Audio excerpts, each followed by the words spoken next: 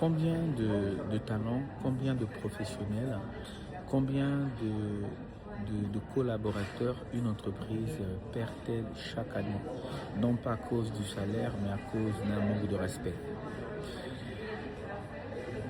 On devrait se poser souvent cette question.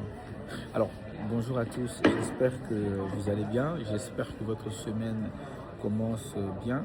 Moi, j'en ai profité pendant ma pause, j'avais envie de vous partager en fait une réflexion sur un sujet qui me tient vraiment à cœur, le respect au travail. On parle beaucoup des avantages au milieu professionnel, du télétravail, de l'équilibre vie privée, vie pro, mais j'ai l'impression qu'on ne parle pas assez du respect. Et pourtant, dans mon métier qui est le recrutement, je rencontre beaucoup de candidats, de managers, de dirigeants. Et avec le temps, j'ai remarqué quelque chose. J'ai vu des personnes quitter des entreprises où elles étaient bien payées. J'ai vu des personnes quitter des entreprises qui offraient de très bons avantages. Et souvent, quand on creuse un peu, on se rend compte que le problème n'était pas vraiment l'argent. Le problème, c'est qu'elles ne se sentaient plus respectées. Alors, attention, moi quand je parle de respect, je ne parle pas d'un monde où il n'y a plus d'exigence. Je ne parle pas d'un monde où on ne dit plus les choses. Ce n'est pas ce dont je parle.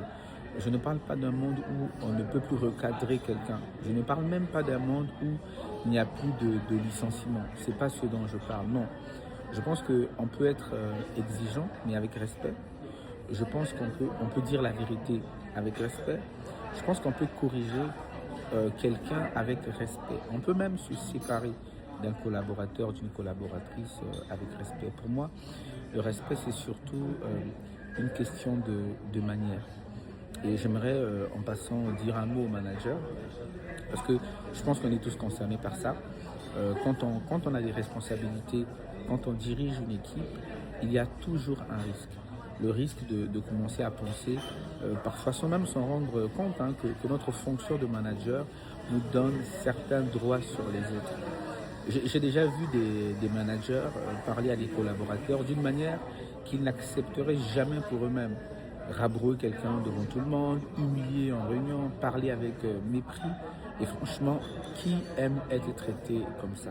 Je pense qu'aucun des managers qui fait ça aimerait vivre ce genre de traitement, surtout devant les autres collaborateurs.